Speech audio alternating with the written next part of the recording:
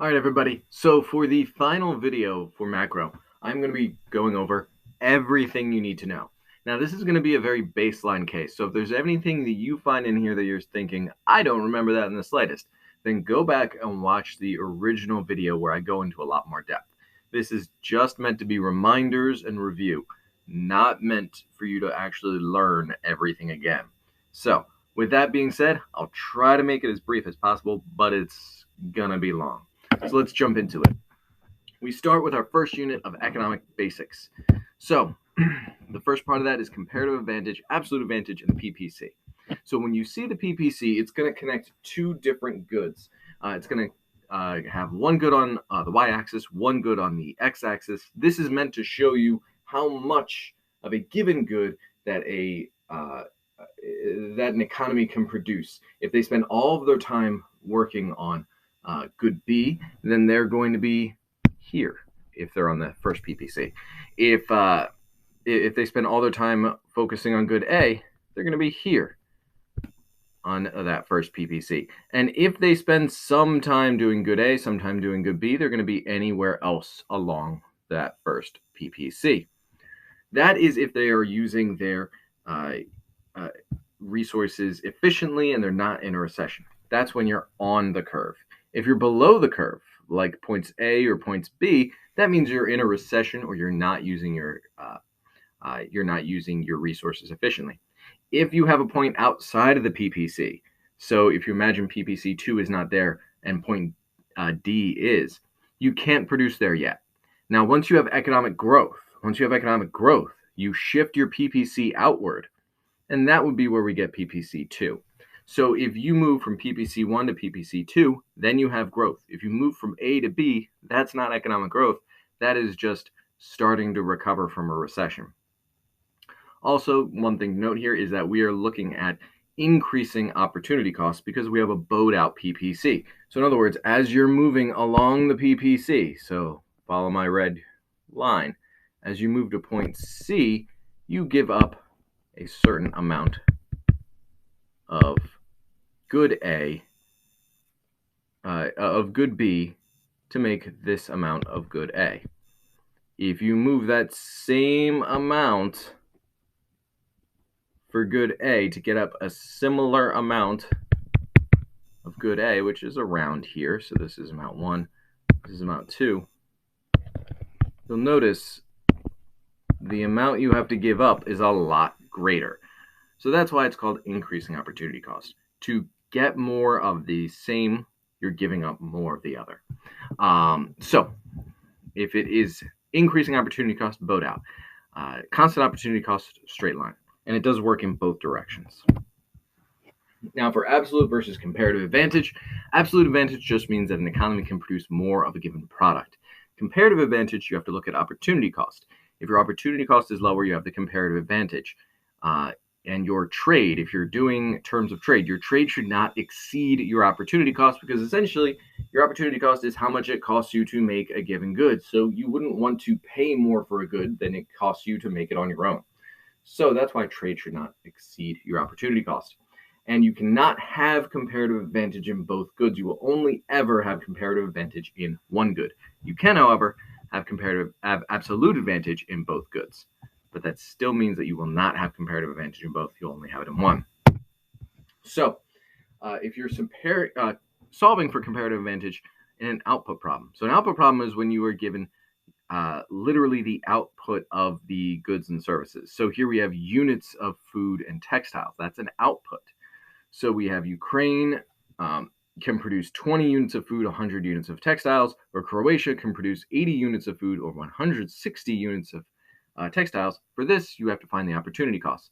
So for this, you have to think how much textiles is Ukraine giving up to produce 1 unit of food. So it's what you're giving up divided by what you're producing. Its other goes over. Remember, that's the idea of output problem. Output, other goes over. Output, other goes over. So other is what you're giving up, goes over in terms of your fraction. So the other, what you're giving up, goes in the numerator. So Ukraine is giving up 5 textiles to produce 1 unit of food, because the other, what they're giving up, is textiles. So 100 divided by 20, which is what they're producing, 100 divided by 20 is 5. The reciprocal of that is always going to be your opportunity cost for the other goods. So to produce textiles, they're giving up 1/5 unit of food. For Croatia, it's the same exact idea. Other goes over. To produce 1 unit of food, you have to do 160 divided by 80, so that gets you 2 textiles. So they give up 2 textiles for every unit of food they produce. The reciprocal of that is their opportunity cost for producing textiles in terms of food. So to produce 1 unit of textiles, they give up half unit of food. So if you think of that, who has the comparative advantage in food? Croatia has the comparative advantage in food because they have a lower opportunity cost. Who has the comparative advantage in textiles? Ukraine, because they have the lower opportunity cost. So if they specialize in traded, Ukraine would specialize in textiles and export and produce those and export them, and they would import food from Croatia. Now, if we're looking for an input problem, for this, you're given resources. How many resources does it take to do it? Normally on the AP test, they're going to tell you hours. So here we have labor hours. That would be an input problem. So you find it essentially the same mode of thinking goes on. You find the opportunity cost and then find out who has the lower one to come up with a comparative advantage, and then who specializes in trades. However, here the division is flipped. So you have to think of it in terms of, in the time it takes country C to make 1 unit of salmon, how many coconut cream pies could it have made? So for this, it is what you are producing divided by what you're giving up. IOU. Input, I, other, O, goes under U. So other goes under. So what you're giving up, which is the other, goes on the denominator.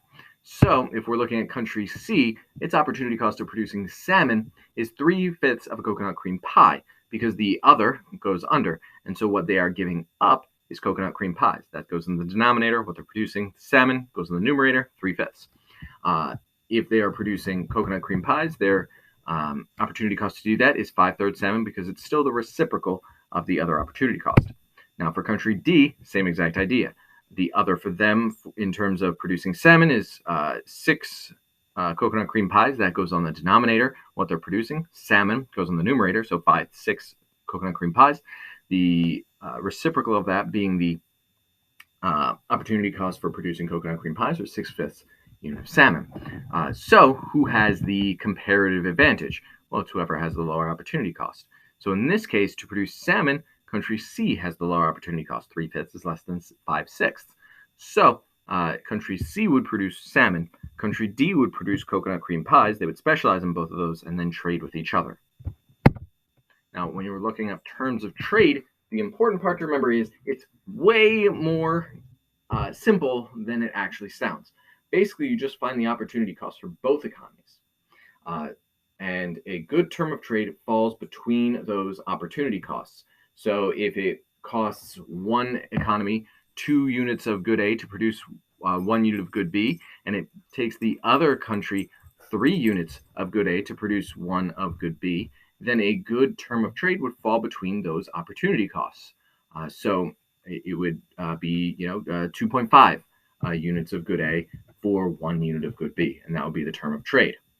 If the term of trade exceeds the opportunity cost, then it's beneficial only for the country producing that product.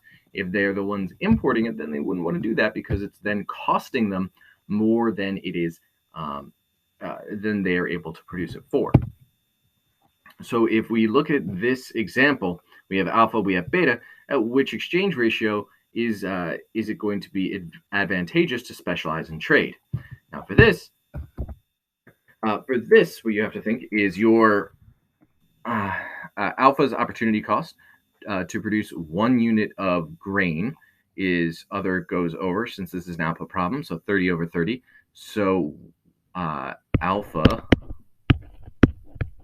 has an opportunity cost of 1 grain to 1 steel.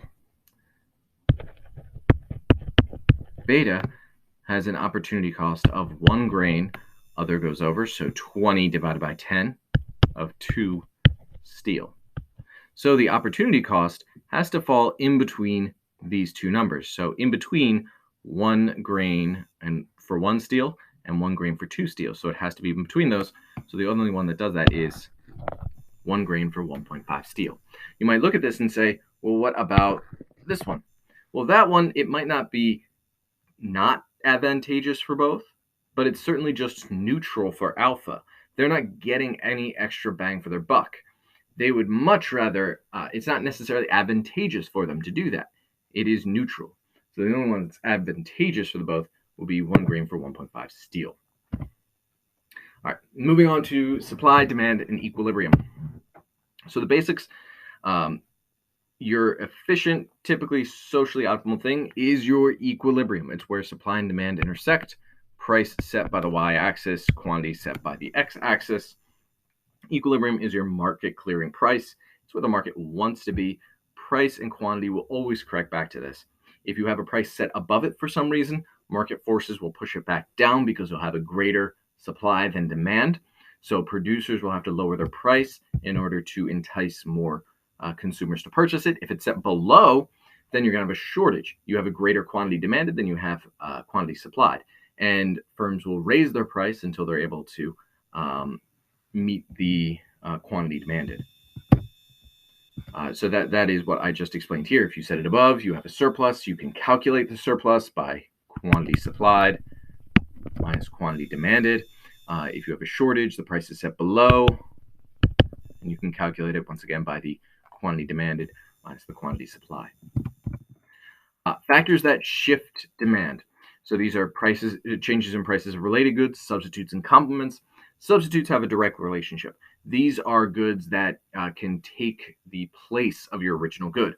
So pens and pencils. If the price of pencils rises, you're going to be more likely to buy pens. So the demand for pens rises. That's what I mean by a direct relationship there. So as the price of a substitute good rises, demand for the other good increases. Complements, these are things that go together. So like peanut butter and jelly. They have an inverse relationship because you use them together. So as the price of peanut butter rises, you're less likely to purchase jelly. So demand falls. That's the inverse relationship. Price rises of one, demand for the other falls. Changes in income, we once again have two different types of goods. We have normal goods. These have a direct relationship once again. So if the price of a normal good rises, then demand for it.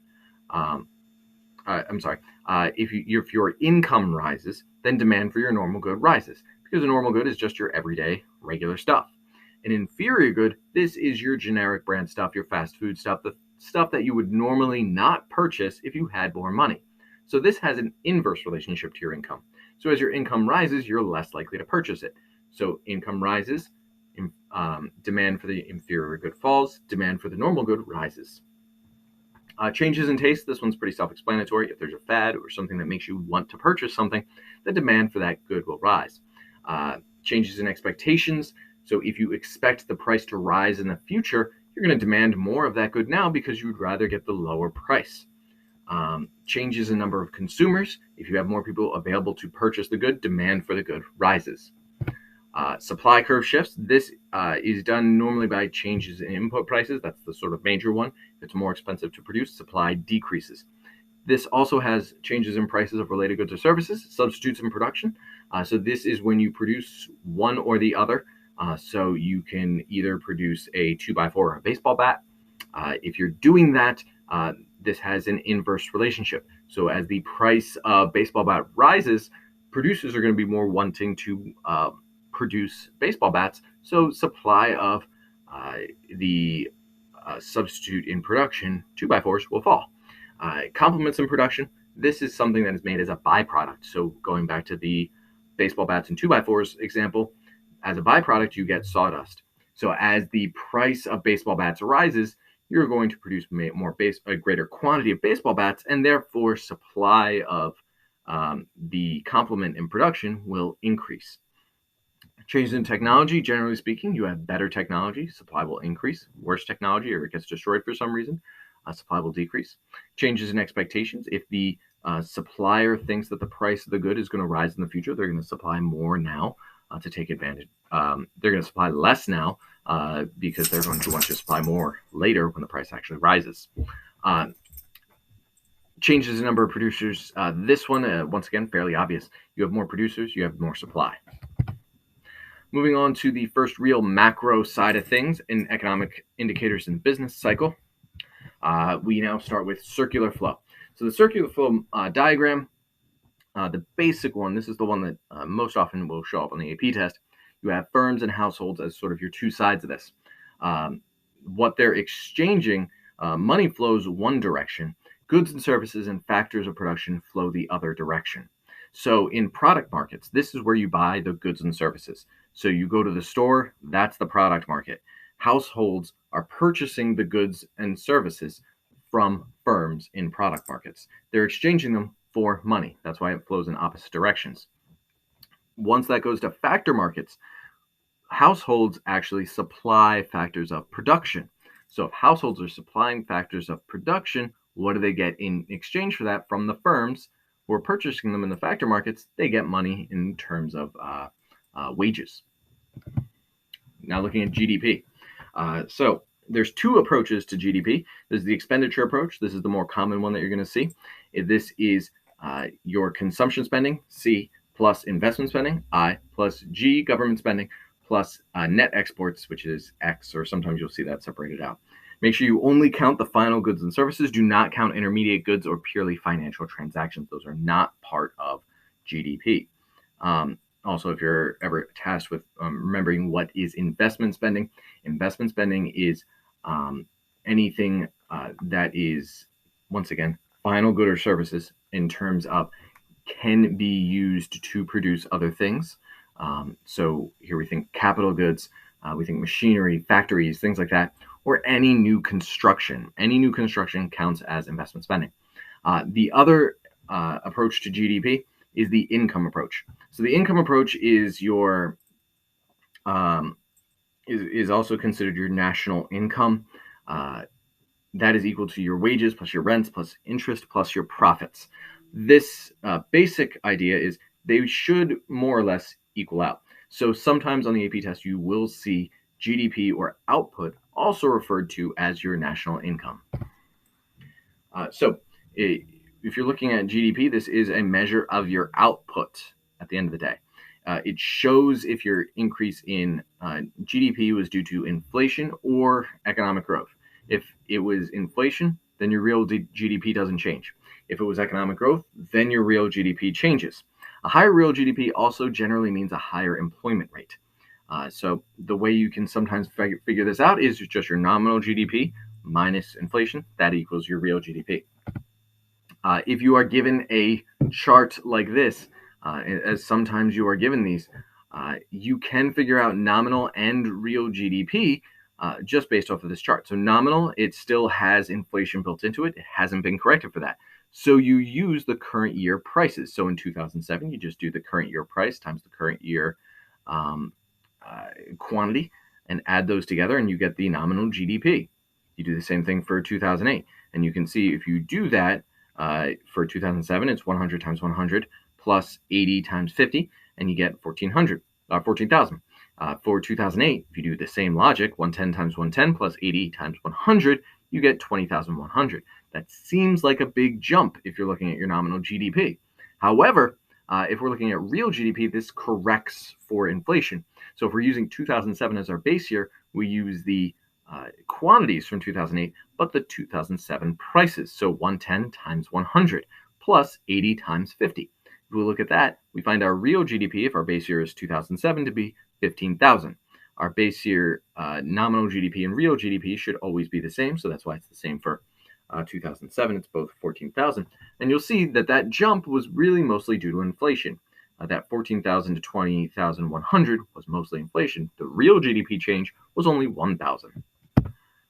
If you're using a price index, you can use the equation of real GDP equals nominal times 100 divided by the price index. A price index is just your current year cost divided by base year cost multiplied by 100. Your price index in your base year is always going to be 100. If it's greater than 100, it means that there's been inflation from the base year. If it's less than 100, it means there's been deflation from the base year. And if you're looking for inflation rate, it's just your price index in year 2 minus your price index in year 1 divided by your price index in year 1 multiplied by 100. That's your inflation rate. Other price measures, other ways to figure out indexes to work with inflation. You can use the producer price index or the PPI. This is the same idea as CPI, but here you're using the market basket for producers instead of consumers, and the GDP deflator, which shows up a bit more often than the PPI. But the basic idea here is you just take GDP itself as a measure of inflation. So it's nominal GDP divided by real GDP multiplied by 100. That gets your GDP deflator. Now, a lot of people fall into the trap of trying to find the deflator when they're given the chart like this. Don't fall into that trap. Don't try to figure out your nominal versus real and figure out your deflator. You're already given the prices. Just go straight for the real GDP. Now, what real GDP doesn't measure, because they will sometimes ask you about problems with real GDP. It doesn't measure GDP per capita. That's a different thing that is more closely linked to economic growth. Living standards are linked but not constant, so you can't say everything is better off, everyone is better off. You can't measure happiness, volunteerism, any non-paid work, things like that. That and fixing problems, so cleaning up after natural disaster, things like that, counts to GDP, but doesn't really have anything to do when it comes to economic growth. Inflation. So inflation uses various measures to show it. It uses CPI, PPI, and the GDP deflator, and a few others that we don't have to worry about in AP economics. Using the ADAS model, if you're thinking a little bit in the future, an increase in price level demonstrates that there's been an increasing inflation rate. You do have some winners and losers from unexpected inflation. Borrowers may end up paying less back. That means if there's unexpected inflation, borrowers win because they're paying less in real terms back. Lenders receive less back, and this means that they will be losers from unexpected inflation. And you can use this basic idea to consider who is a winner or who is a loser. Basically, if you are receiving a fixed payment and there's unexpected inflation, you lose. If you give a fixed payment and there's unexpected inflation, you win. And then an easy way to sort of keep this all straight is nominal is always equal to real plus inflation. So you have to keep that in mind. That shows up a lot. Nominal equals real plus inflation, or any of the other permutations of that you want to look at. Real equals nominal minus inflation, or anything like that. Unemployment. To be unemployed, you have to be able to work and looking for a job. They're looking for a job, and it's an important part. So if you're not looking for a job, so if you're a discouraged worker or just not wanting to work, you're not counted in the labor force, you're not counted as unemployed. So to be employed, you need to be working any job, even part-time. The 3 types you have to know: frictional, structural, and cyclical. Frictional means that you are in between jobs. You had a voluntary change in your employment status, but you're currently looking for a job still. So if you quit your job to move somewhere else, you're frictionally unemployed. If you are looking for your first job out of high school or out of college, then you're frictionally unemployed. If you're returning to the workforce after parental leave, not after parental leave because that implies that you're still employed. If you're returning to the labor force after taking a few years off to raise a child, then you're frictionally unemployed if you're starting to look for a job. Structural unemployment, this has to do with a mismatch of your skills and the jobs that are out there. So if you are replaced by technology, that's the most typical version of structural unemployment that you'll see. You'll also see if the wage is set, abnormally high, that causes structural unemployment because you have a surplus of labor within that given market. The bad type of unemployment is cyclical unemployment. Cyclical unemployment is the type of unemployment that is caused by the business cycle. So if you're in a recession, that's cyclical unemployment. So remember, employed means you're working at least 1 hour a week. If you're unemployed, you're not working, but you're seeking work. Your labor force means you're employed plus you're unemployed. A lot of questions will throw in other stats for you, trying to trip you up. But just do employed plus unemployed. That's your labor force. Your labor force participation rate is just your labor force divided by your population. Your unemployment rate is just your unemployed divided by your labor force. Now, your problems with your unemployment rate, your true level of unemployment is a little bit different. You have discouraged workers, they're not counted in the labor force, and you have underemployed people who are counted as employed. So if you're somebody who has a medical degree working at McDonald's, they're counted as employed, but are they really living up to their full potential? No. So those are just some of the issues with the unemployment rate.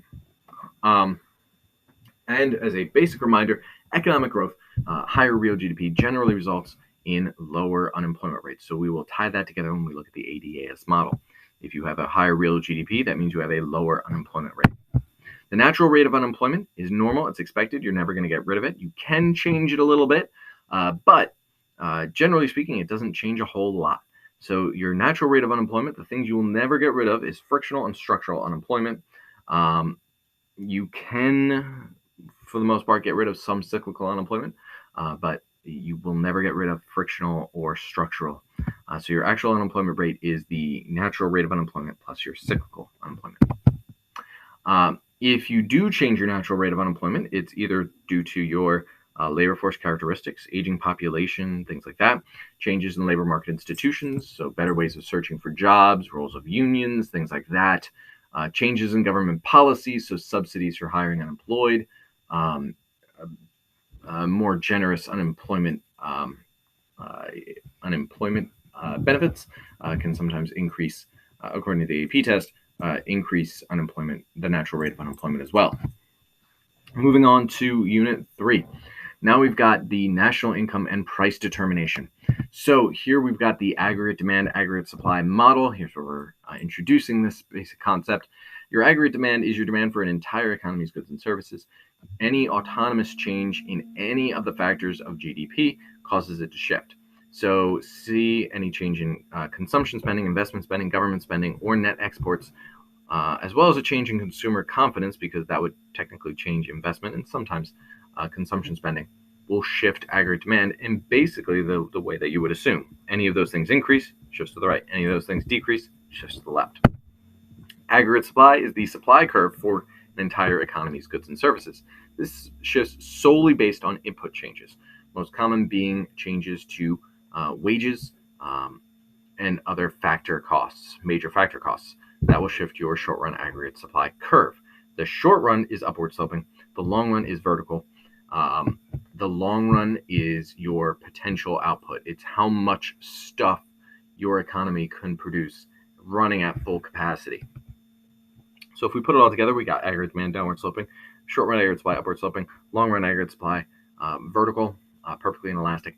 Your y-axis is price level. Your x-axis is your output, which is real GDP.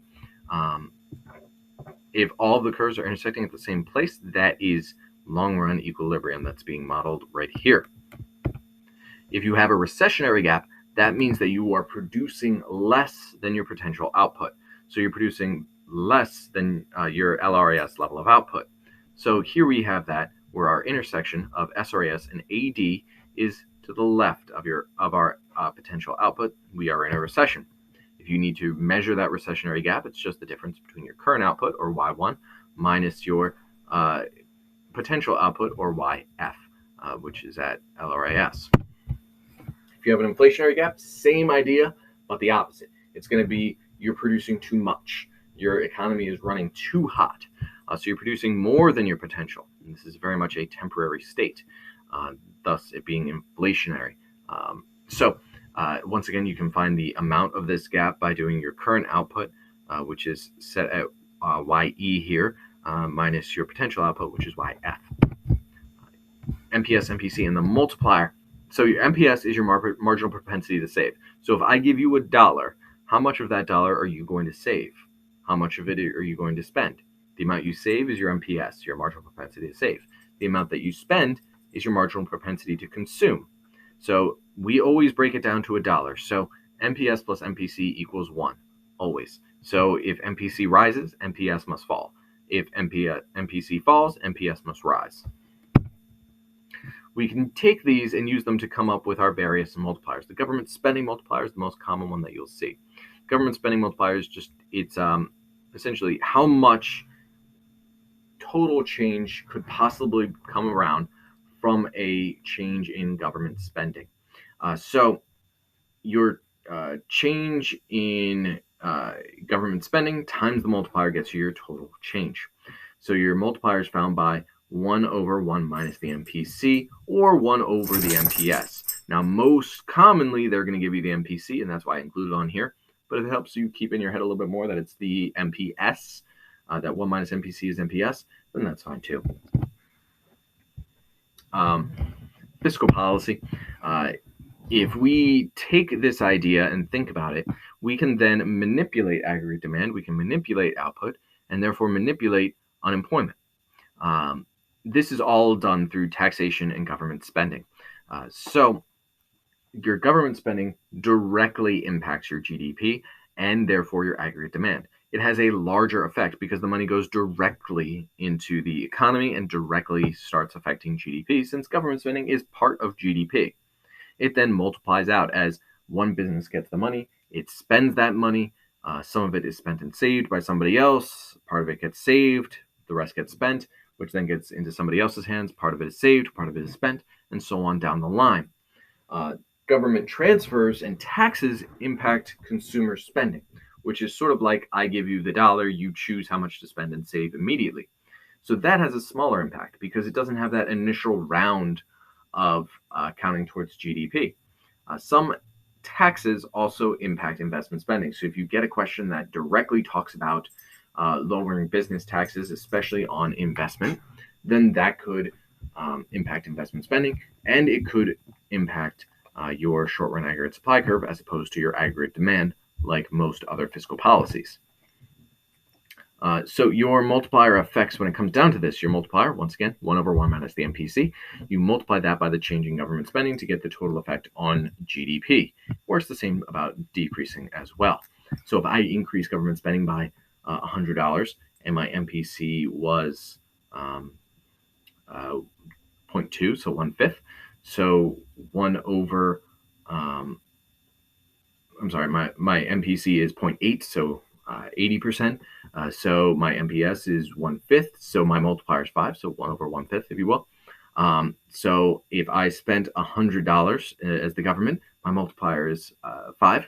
So 5 times 100, $500 is the total change to GDP that I just enacted. If we're talking taxes and transfers, since there is a smaller multiplier, it is the MPC over 1 minus the MPC. It is always going to be smaller, but it is in effect the same way. Now, it's also important to remember that your taxes have an inverse relationship. So you decrease taxes, that increases aggregate demand and increases real GDP. Transfer payments have a positive relationship. So increased transfer payments increase real GDP. But they use the same multiplier otherwise. Now, automatic stabilizers, these are policies that work without any new legislation to automatically stabilize the economy. That's their big benefit, the fact that they kick in right away. A lot of these are transfer payments, so this is welfare, food stamps, things like that. No new law has to be passed for these things to kick in. Also, progressive tax brackets work in the same way. If you are in recession, people are making less money. That means they're taxed less according to the progressive tax bracket, which has an effective boost to the economy. So in the long run, however, if we start in long-run equilibrium and we shift aggregate demand to the left, in the long run, here we have a classical economic view of things where this does, in the short run, increase output. You see, moving from equilibrium A to equilibrium B, we have an increase in output. We'll call that Y1. But we also have an increase in price level. We'll call that P11, if you will. So if that's the case, and we have an artificially high amount of real GDP being put out, we also have an artificially low unemployment rate. If that's the case, then people are able to more effectively argue for higher wages to keep up with the inflation that they're now starting to see. If they do that, that's an increase to input costs. So increasing wages and increasing factor costs shift SRAS to the left, taking us from equilibrium B to equilibrium C, which means we're back to our potential output just at a higher price level. So in the long run, Your fiscal policy, if it's just generic fiscal policy, increase government spending, something like that, all you do is cause inflation. Financial system. So we're now moving on to Unit 4. For this, we start talking about money. So money is three roles in money. You have a medium of exchange. It means you can use it to purchase stuff. Store value. That means that unless you're experiencing rapid inflation or something like that, you're essentially keeping the same value for a relatively good amount of time. And it can serve as a unit account. In other words, you can look at two different things and find out the relative worth of their goods and services. So why is a Lamborghini worth more than a pencil? That tells you a bit of a unit of account because you can literally say how much more it's worth. You have three types of money that you have to know about: commodity money, commodity-backed money, and fiat money. Commodity money is money that has other intrinsic value, gold, silver, things like that. Commodity-backed money has no intrinsic value but can be converted into valuable goods on demand. So if you have paper money that can be converted into gold or silver, that's commodity-backed. Fiat money is what we currently have. It's what every country has.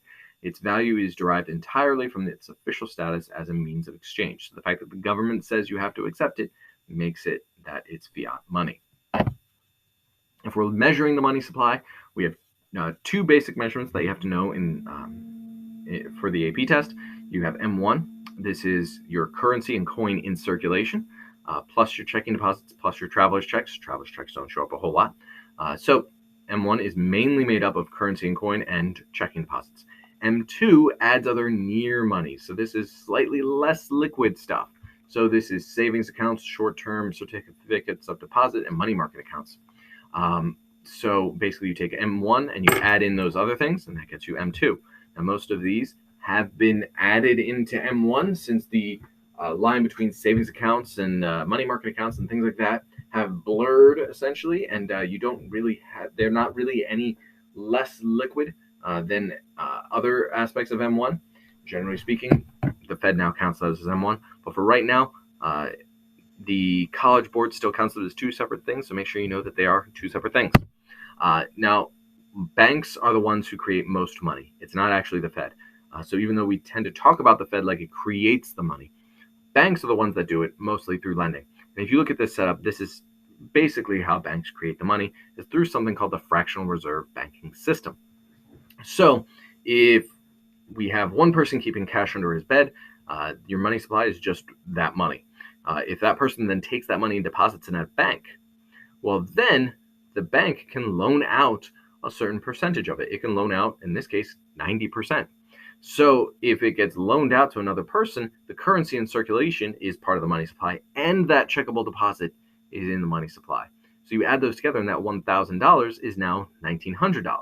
But it doesn't stop there, because the bank then eventually gets that $900, loans out 90% of it, and that new currency in circulation is down to 810, but your checkable bank deposits are now 1,900 because that 900 was deposited in a bank somewhere and becomes a checkable bank deposit. So your new money supply is $2,710. But it doesn't stop there. That $810 does get deposited in another account, which then 90% of that gets lent out, and so on and so on and so on. So that's how banks create money. So the way that we figure this out, instead of doing each individual step, is to think about our money multiplier.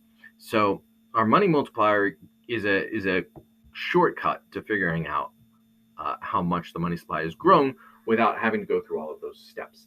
To find that, it's just 1 over your reserve ratio. Your reserve ratio is how much the banks have to hold on to, they're required to hold on to in their reserves, in case of a bank run or something like that.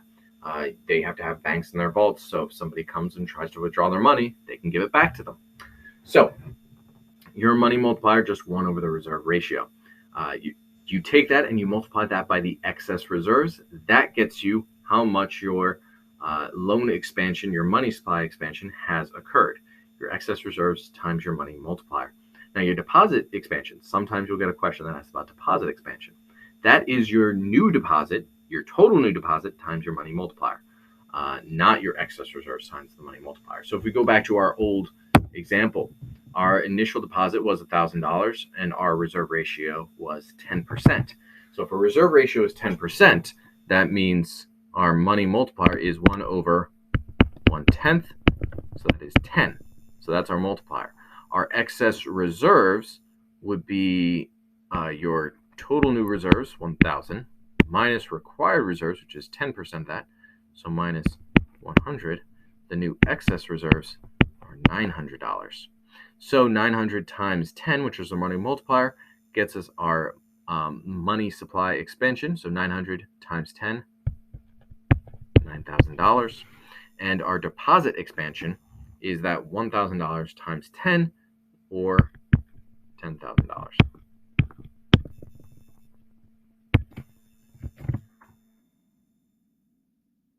Our monetary policy. So here is now we're going to take a look at the Fed actively doing stuff.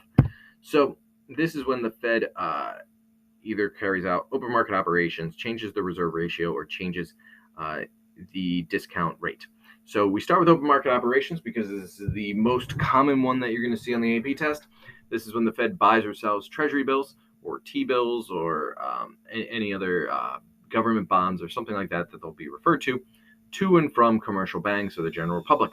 When buying, this increases the monetary base. It increases the currency in and out of circulation. When selling, it decreases the monetary base by reducing the reserves.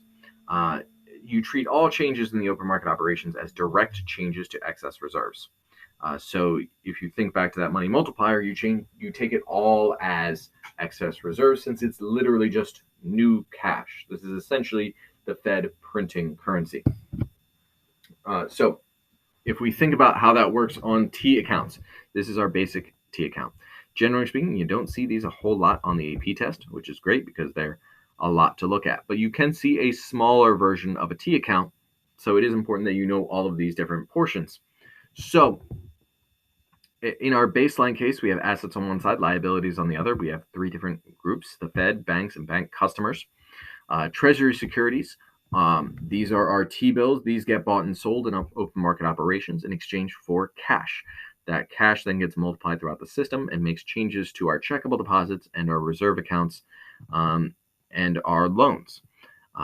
Treasury securities, Federal Reserve notes, that's literally currency. That's our monetary base.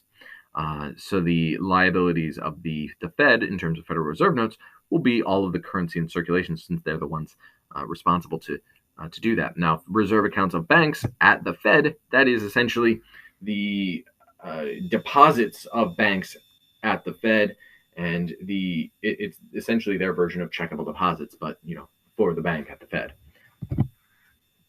If there was a $10 open market operation purchase, we would see the Fed buying $10 worth of T-bills. That goes into their assets. They're buying those T-bills. They buy them from bank customers, so it's subtracted out of the bank customers amount. That means that there is $10 less initially in their checkable deposits, but that gets multiplied out. So the checkable deposits change by that full multiplied out change.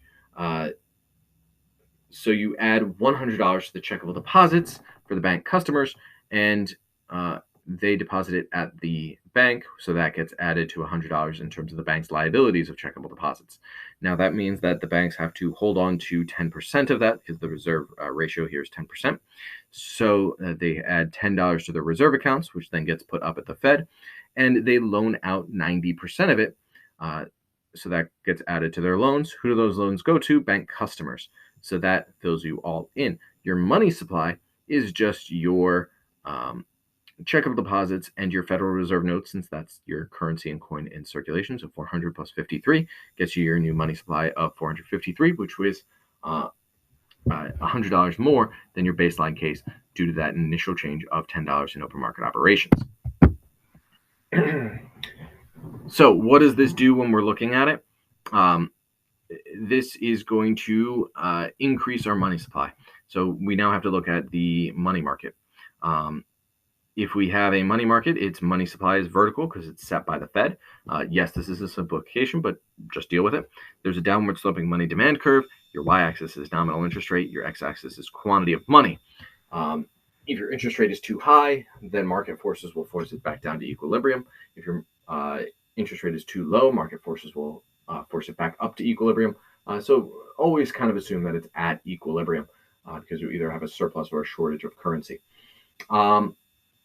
Now, if you have an increase to the money supply, so you have an open market operation purchased by the Fed, or if you decrease your discount rate or decrease your reserve ratio, that will increase your money supply and therefore decrease your nominal interest rate. If you have the opposite occurring, you have contractionary monetary policy, it's going to shift your money supply to the left and increase your nominal interest rate. That is going to decrease both of these things are going to change up your investment spending. So an increased investment interest rate will decrease investment spending. A decreased interest rate will increase investment spending and have those effects, therefore, on aggregate demand, shifting left or right, whether it's expansionary, which would increase aggregate demand, or contractionary, which would decrease aggregate demand. This then takes us out to our loanable funds market, because now we think if we have an increased aggregate demand, we have increased real GDP, which means people have more money. If people have more money, they're going to save some more money, and that's going to go into our loanable funds market. Now, our loanable funds market is essentially the long-term version of the money market. It tells us our interest rates for those long-term investments, the big things that matter when it comes down to capital projects and economic growth.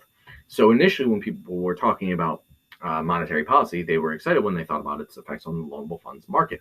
So if you have this change, your real interest rate is on the y-axis, because people make these long-term choices based off of the real interest rate, not nominal, because you build inflation into your decisions, whether you're the borrower or the lender. And the quantity of loanable funds on the x-axis, basic supply and demand. So if to tie it back into the monetary policy, if you have expansionary monetary policy, you have increased real GDP, you have more money in the system in general, some of that money will be saved. So if you have a saved portion of the money, that increases the supply. That can lead to economic growth if it sticks. But expansionary monetary policy doesn't necessarily do that, because everything shifts back in the end. So it will decrease back. So your aim to increase the supply of loanable funds and therefore decrease the real interest rate, therefore causing economic growth, doesn't actually occur, because it's not a long-term change. And that becomes part of the economic puzzle in terms of how you actually enact that long-term change. You need to increase savings behavior in order to do that. Expansionary fiscal policy is also an issue, because this can crowd out investment. So essentially, the government, if it's enacting expansionary fiscal policy, that means it might be borrowing more and more and more and more money. So its budget balance is going to show that it is leaning more towards deficit. If it's spending more than it's taking in, that means the government has to demand more funds, more loanable funds. As demand rises in the loanable funds market, that increases your real interest rate. As you have an increased real interest rate, that means that private borrowers are less able to do that, which means that your investment spending on those long-term capital goods, your capital stock, will decrease, hindering your economic growth. This leads us back to the same idea that I just talked about, your savings investment identity. Your investment equals your consumer savings plus your budget balance, which is government savings, plus your capital flows. This is essentially all savings. So consumer savings, you and me type savings. Budget balance is your government savings. How much is your government borrowing versus spending? And your capital flows. This is foreign investors, foreign savers in your economy. Changes in any of these things will shift the supply of loanable funds. So if you have expansionary monetary policy in the money market, you're going to have a targeted federal funds rate that is lower, and you're going to increase your money supply. That increased money supply decreases your interest rate.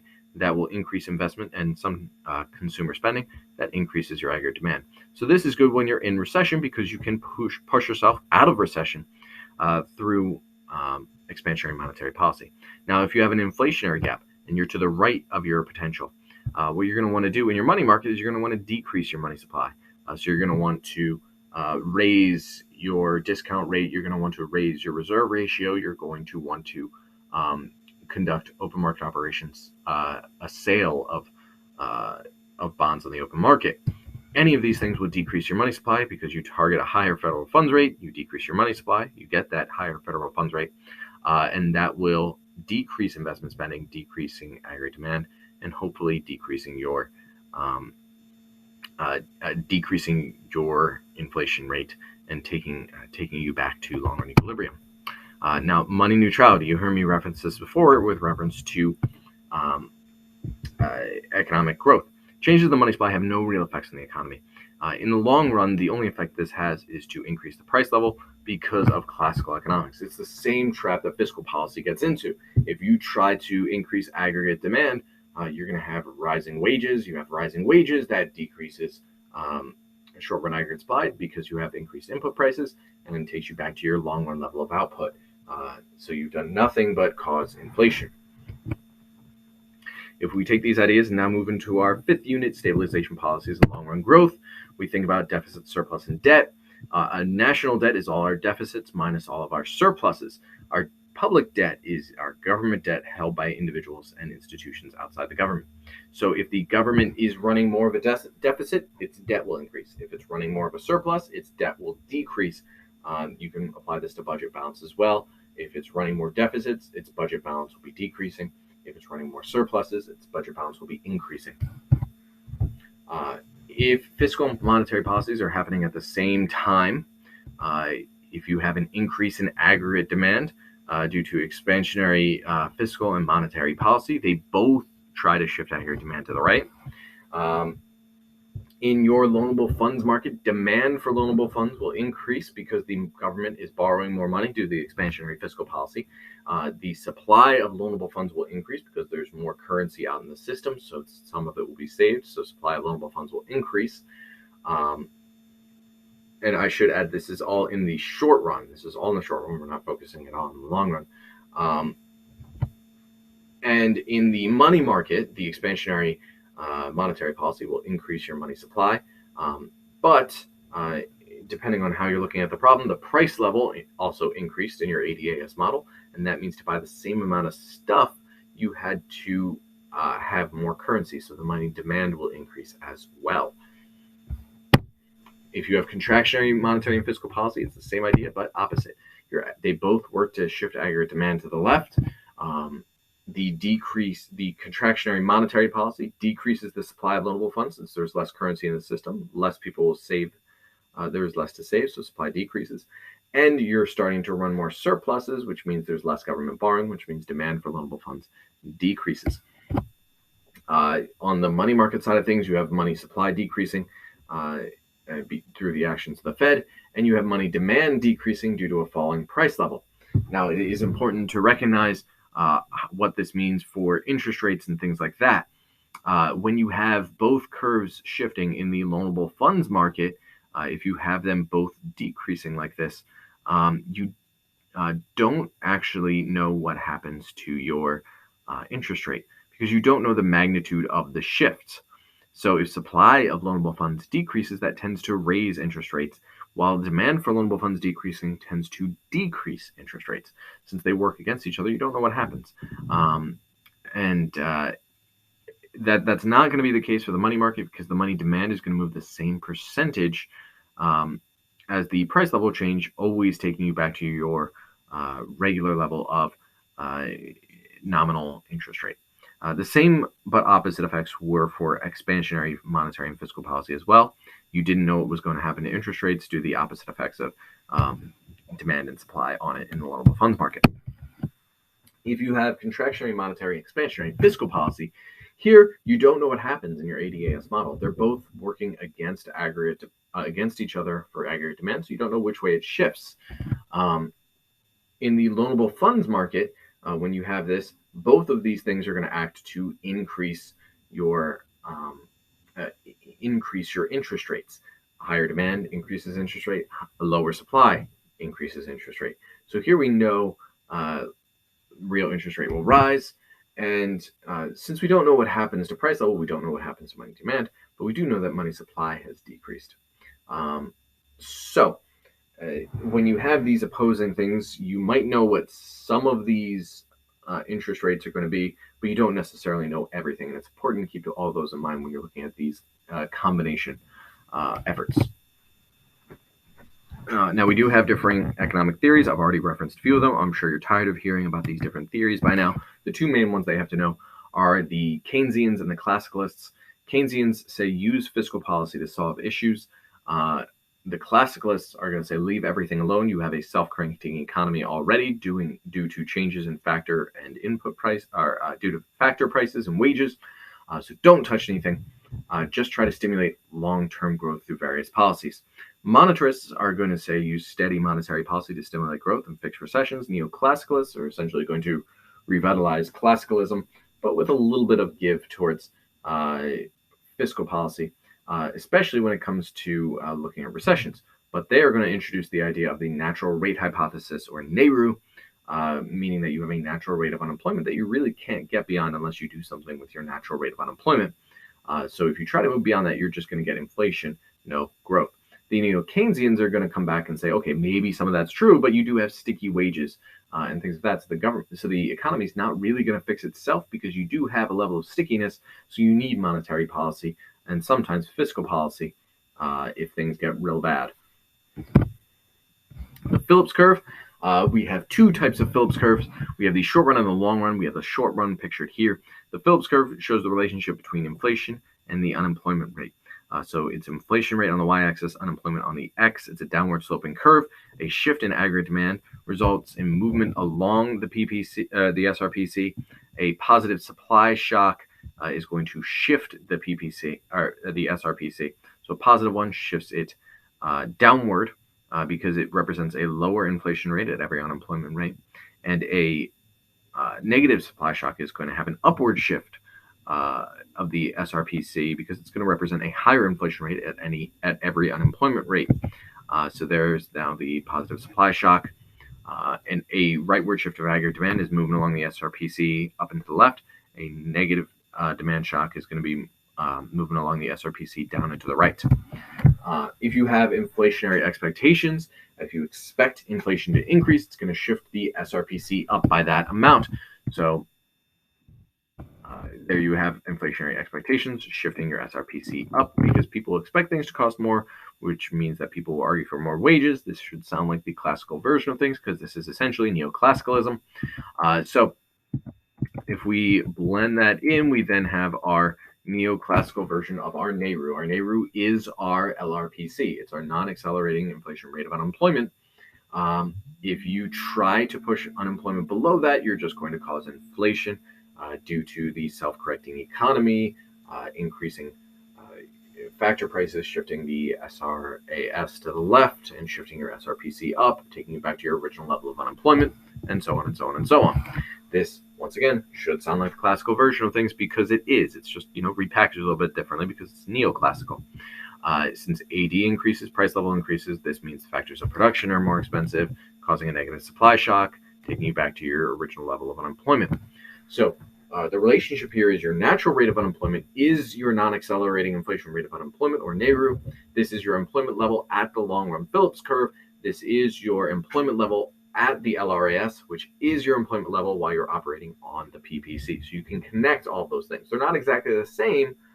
Your NAIRU and your long-run Phillips curve and your LRAS, they're not necessarily the same thing. They do represent different things, but they are related, so you can relate things back and forth between them. Economic growth.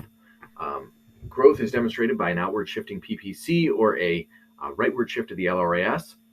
It's measured in real GDP per capita. It only shifts with sustained changes to the factors of production. So each person has to be able to produce more, so better technology, better education, things of that nature.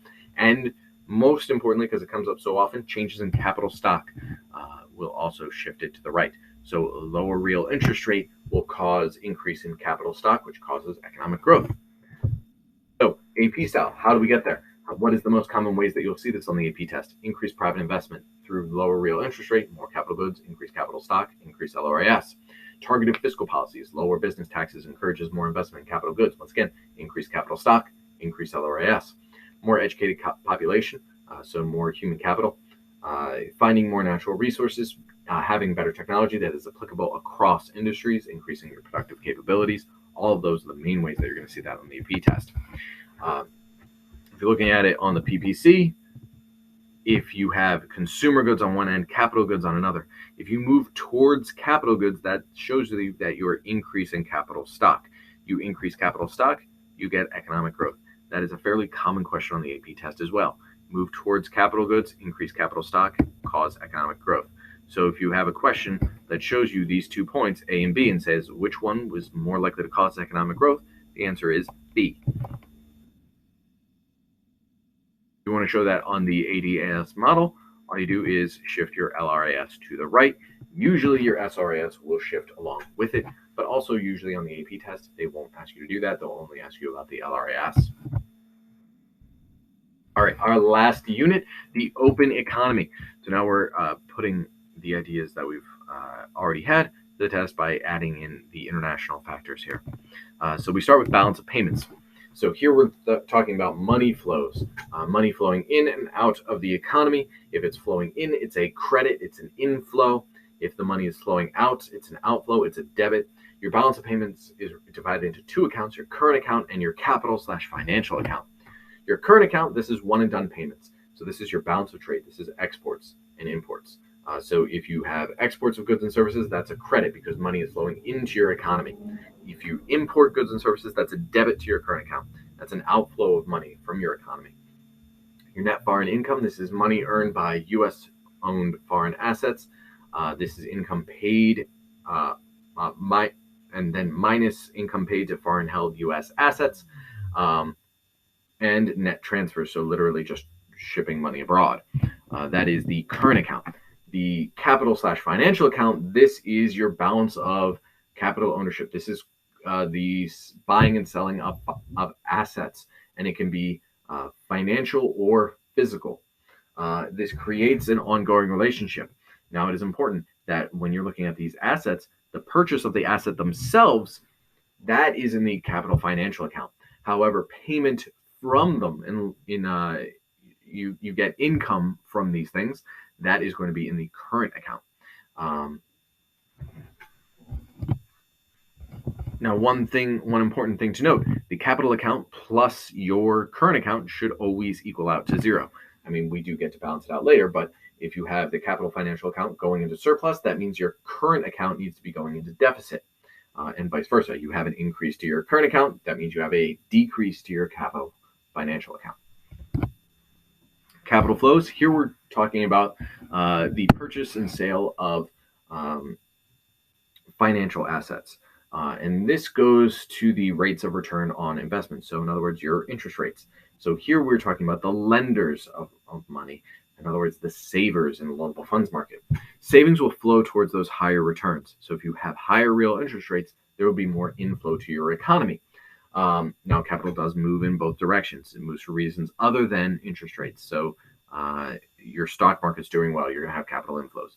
Safety of the money within your economy. If you think the economy is going to tank soon, or the government's about to take over or lose its head of state, then you're not going to be investing in that economy. You are going to pull your money out. There's going to be capital outflows. We model this through loanable funds market. An inflow to your economy is going to be an increase in supply. An outflow from your economy is going to be a decrease in supply. So here you have a debit to the financial capital account. That is a capital outflow to the U.S. You see the supply of loanable funds decreasing. In China, you see here now a inflow.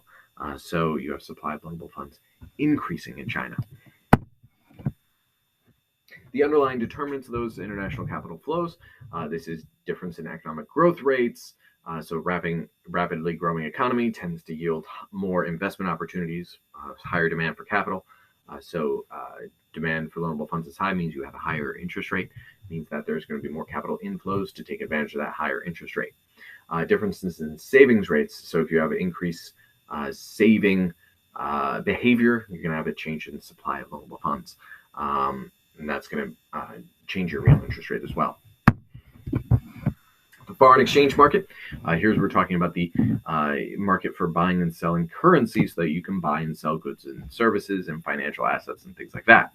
So your equilibrium exchange rate, if you're looking at it modeled out, you're going to have the quantity of whatever your home currency is on the x-axis, your exchange rate on the y-axis. If it moves up the y-axis, it is appreciating. If it moves down the y-axis, it's depreciating. There's going to be a basic supply and demand at work here. Demand changes as it's a demand for U.S. goods and financial assets, because you have to pay for U.S. goods and financial assets in U.S. dollars. So as foreign people want more U.S. goods and services, demand for U.S. dollars will increase. If they want less, demand will decrease. Supply is how much people in your home country want foreign goods and services. So they need to supply their currency to purchase the other currency. So supply will increase if they demand more goods and services from another country. And remember, it is all relative. You always have to remember who is on what side of this equation, because an increase in supply for one will be an increase in demand for the other, and vice versa. So here we have an appreciating dollar through an increase in demand for U.S. goods and services from foreign powers. Here we have a decrease in demand due to a decrease in desire for U.S. goods and services from foreign powers. If the U.S. wants foreign goods and services, they will supply their dollars to purchase whatever the other is, and the dollar will depreciate. If they want less goods and services from abroad, supply will decrease.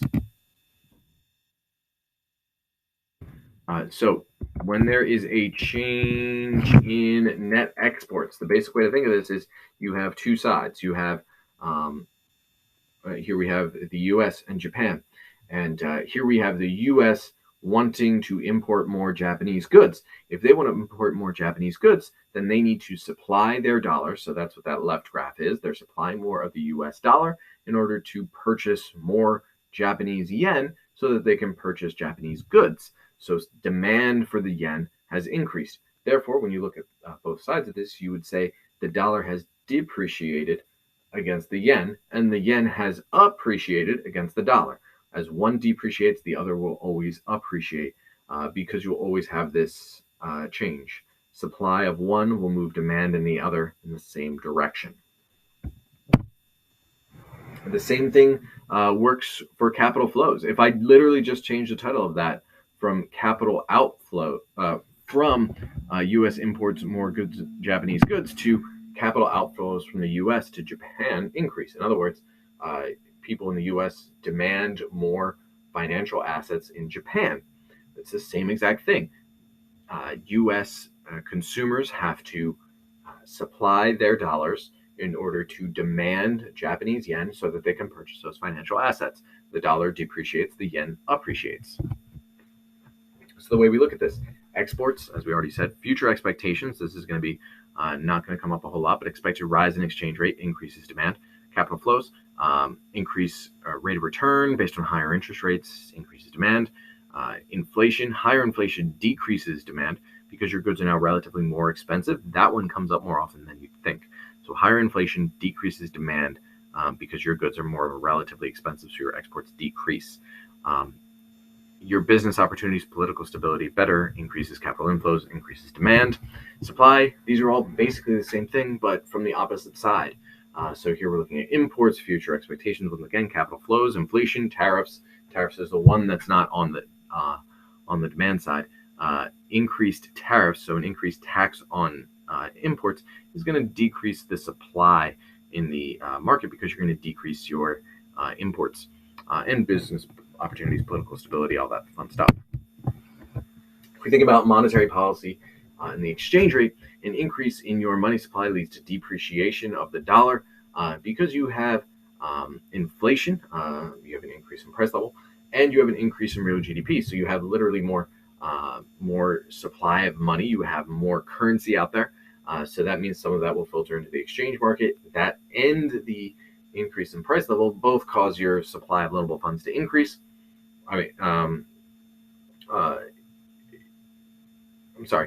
The supply of loanable funds will also increase, at least in the short run, due to the increased money in the economy. That leads to capital outflows, increasing. All of this leads to an increasing supply in the exchange market and therefore depreciation. Fiscal policy in the exchange rate. If you have expansionary, this increases the price level and income, and that works essentially the same way as your monetary policy. Both of those things will increase the supply of loanable funds, the supply in the exchange market, which will depreciate your currency.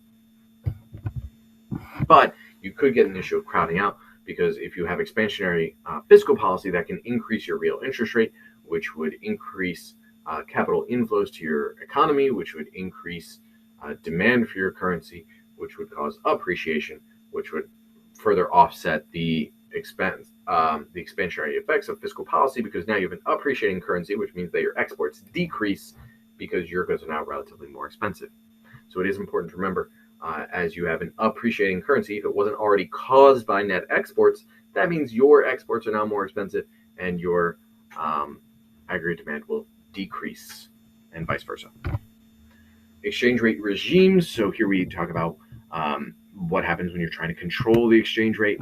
A fixed exchange rate is when the government tries to keep the exact exchange rate against the another currency or near a target. A floating exchange rate is when you do that when you just sort of let it go, and that's sort of what we've been talking about already. You're able to do this, the fixed exchange rate, by messing with buying or selling various currencies, or through a targeted fiscal and monetary policy. So that would be exchange rate intervention, is the buying and selling of the surplus of the currency. And changing interest rates is more direct than fiscal policy, but you could do fiscal policy to change interest rates as well. And that will change up your capital flows and all that stuff to appreciate or depreciate your currency. Or you could just outrightly stop individuals from buying foreign currency, which would reduce the supply of your currency. Whew. All right, and that is everything in macro. I hope you were able to get it all. I know it was quick. I know I didn't go into a whole lot of depth, and I know I breezed over some things, and I know I barely mentioned others. But if there's anything you need more in depth on, make sure you go back and look at the other more specialized videos that will teach you a bit more about it. Once again, this is just meant to be a quick overview.